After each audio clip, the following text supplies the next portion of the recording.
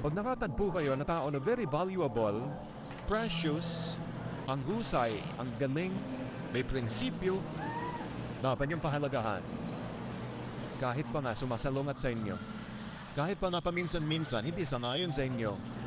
Pero dahil ang pagsanayon niya ay nakabase sa prinsipyo, pahalagahan niyo pa rin yung tao na yun. Wala namang kwenteng oo na lang ng oo kahit na kabalbalan na lang oo pa rin. Meron ba man lang isa, dalawa, tatlo sa buhay niyo na talagang mahalaga? Pahusay, matatawag niyo, itong taong to gem talaga. Pahalagahan niyo para hindi mo wala.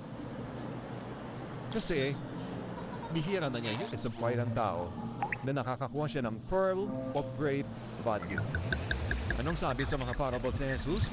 When you find a pearl of great value, you sell everything you have just to buy it so that you can have the pearl of great value. Pagka daw ikaw ay may nakitang kayamanan na kalubog sa isang bukid, ibebenta mo lahat yung bukid mo, mabibilang yung bukid na yon na kinakalagyan ng kayamanan nakabaon doon. It's not important to have quantity. Quality is important.